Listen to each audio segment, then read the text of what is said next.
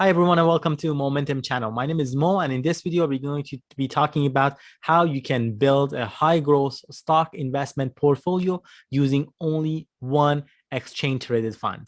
And this ETF is Vanguard All-Equity Exchange Traded Fund with ticker symbol VEQT. We're going to be providing a review of this ETF, what it entails, and why that's my favorite choice in building a high growth investment portfolio. I'll also be sharing with you my own portfolio, where it is right now and where it's the goal is for us to take this portfolio to. All right, without any further ado, let's get into it.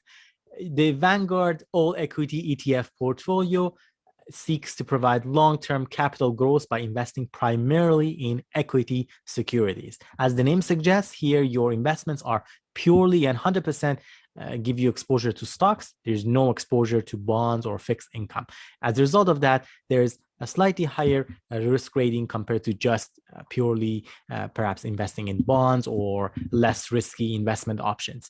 That said, through VEQT, you get exposure to a very large group of companies internationally, which allows you to have diversification at ease without having to do anything else whatsoever to balance your portfolio. In fact, the VEQT does take care of all of that rebalancing and the exposure to various markets in terms of geographic diversification, the sector diversification, as well as the size of the markets and size of different companies and sectors.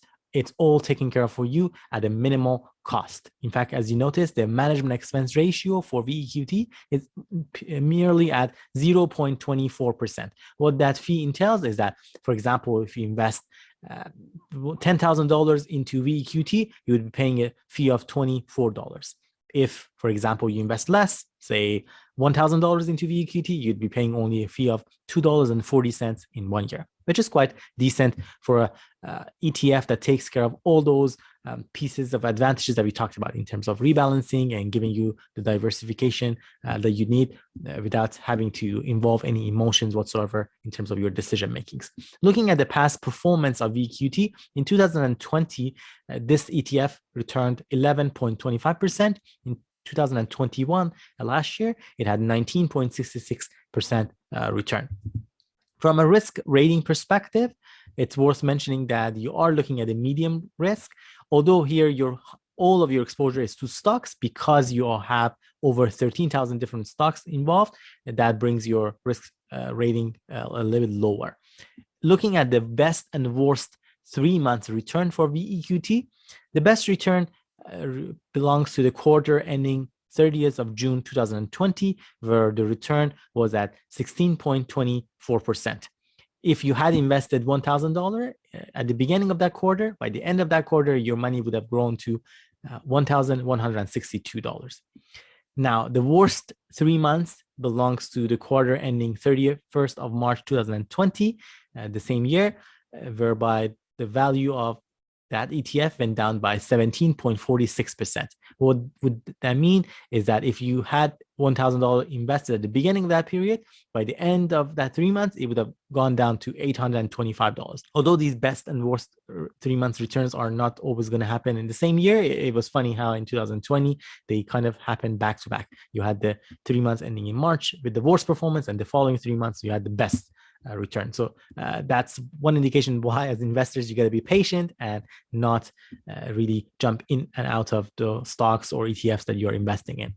Let us take a closer look at additional details of VEQT to provide a full review of it.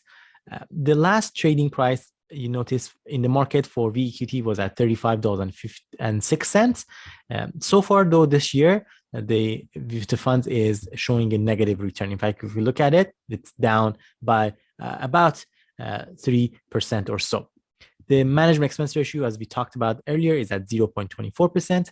VEQT does pay a distribution on an annual basis. Typically, it's paid in early January. The 12-month yield is sitting at 1.45%. Here with the EQT, you're not necessarily getting the highest yield, and rather you are counting more on the appreciation from a growth in terms of the value of those stocks and underlying assets that you're invested in. In terms of assets under management, we are looking at $1.8 trillion, which is quite massive.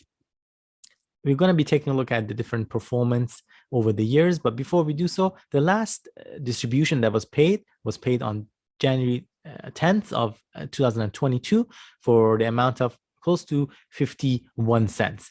And it is showing definitely some increase compared to the prior years. We're going to be talking about that in a short moment. Before that, let's take a look at the returns by end of January of 2022. And we have the table nicely spelled out for us. Year-to-date return is just over negative 3.16%.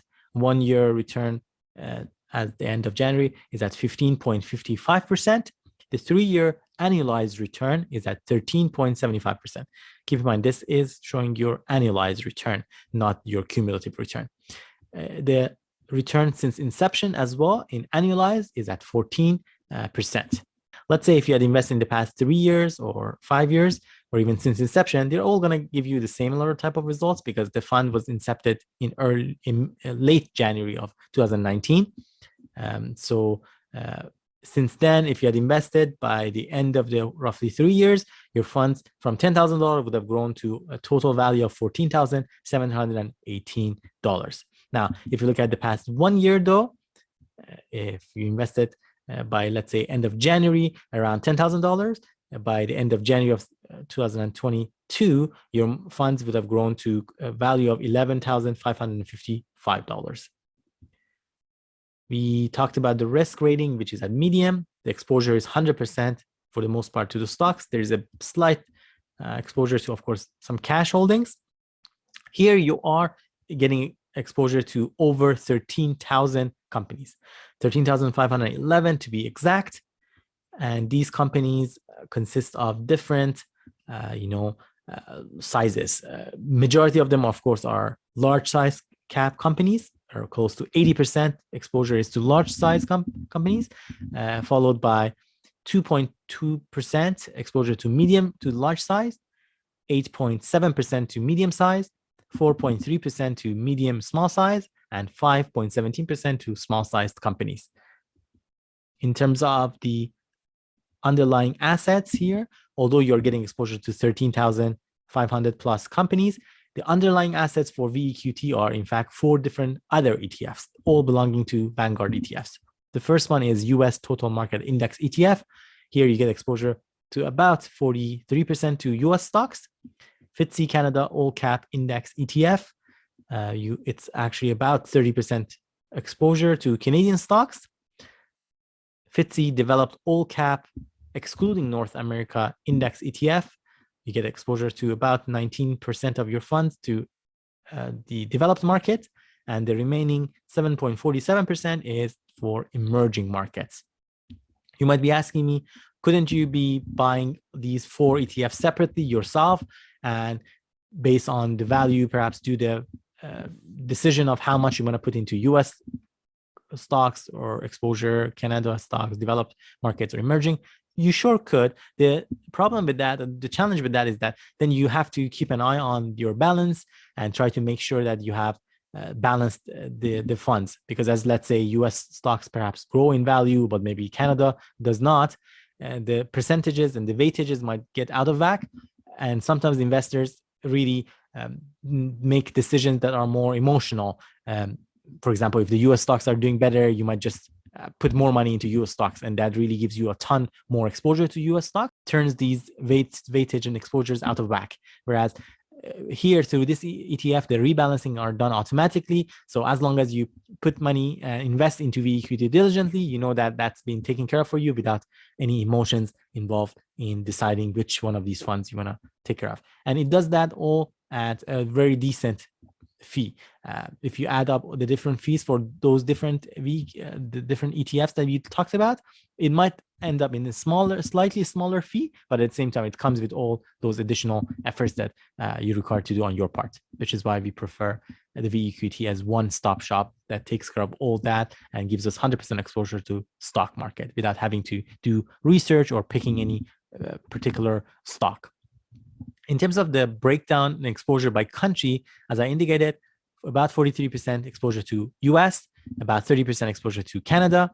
The remaining countries here, if you look at the top countries, your exposures are 4.4% to Japan, 2.8% to UK, 2.5% to China, which is considered emerging market, 1.8% to France, 1.7% to Switzerland, 1.6% to Germany, 1.4% to Taiwan, and 1.3% to Australia. These top countries, I believe the top 10, are essentially giving you almost in that 91% of your exposure, which is just remarkable. If you want to take a look at the entire list, you can click on this icon, and it gives you the list of all different 50 market allocations that you're getting exposure to through this VEQT ETF. In terms of the sector breakdown, the largest exposure is to financial sector with close to 20% exposure, followed by technology at 18.5%, industrials at 12.4%, consumer discretionary at 12.2%, healthcare at 8%, energy at 7.2%, and basic materials at 6%. We also have exposure to consumer staples, utilities, telecommunications, real estate, and these different sectors bring us the total 100% exposure in the stock market.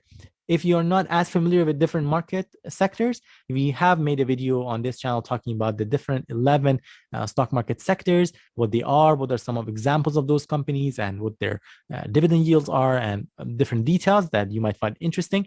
We'll add a link to that in the description of the video, as well as a card for your easy access. So be sure to check it out if that interests you. With that out of the way, I just want to finally provide you an exposure to different top companies that you would be getting exposure to as a result of this fund. The company with the highest exposure would be Apple. Here, through this fund, you get about 2.5% exposure to Apple. Apple, in other words, forms about 2.5% of your fund investments.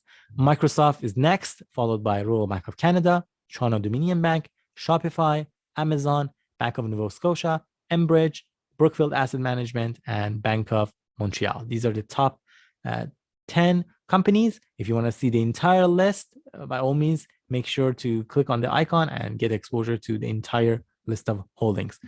If you click on the fixed income, you notice that there are some exposures to fixed income as well, only 4, but they're somewhat minimal. If you look at it, it's a fraction of overall percentages, barely in total they stand and count at around 1%.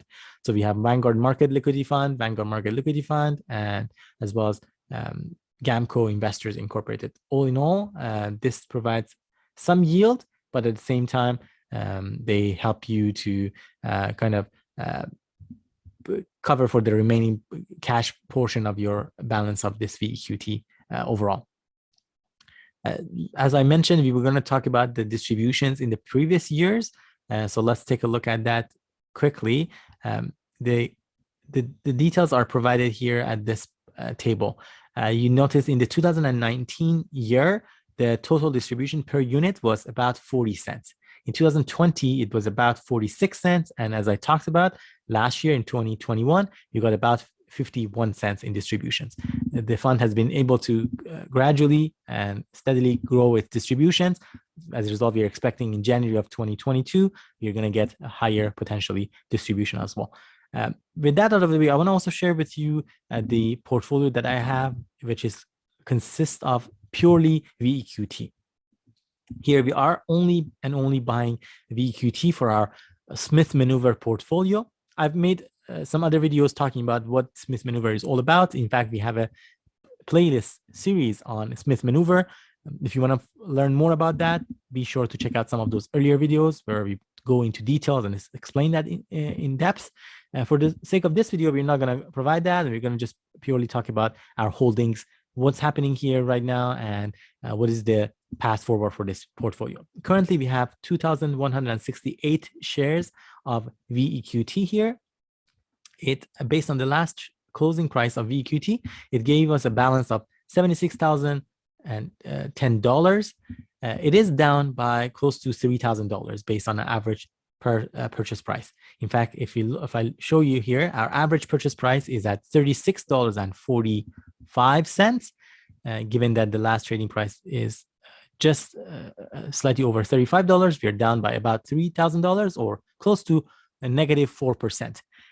While this may sound kind of disappointing. It is not, in fact, at all the case for us, because we've only opened this account and portfolio about less than, I would say, 2 months ago, and we are gradually building this into a much larger portfolio. The goal is to grow this portfolio into a much larger size accounts, because this is connected to our mortgage account. So as we pay down our mortgage, we are converting that mortgage payments from a non-tax deductible fund into a tax deductible fund using the Smith Manoeuvre technique. As a result, gradually, as the funds make their way into this portfolio, we use that and we borrow that funds into buying more shares of VEQT. And as I indicated, this is going to be our sole kind of holdings here, VEQT. So you are going to be anticipating the size of VEQT portfolio, the number of shares, and as well as the total size of this portfolio to grow over time. We are anticipating about $2,000 to be deposited into this account within the next couple of days. Once that's in, we would like to continue to add to our shares of VEQT. We're hoping that actually in the next week and the week ahead, the value of VEQT continues to decline, because it just means that we would be able to buy it at a much lower price and bring our cost average down.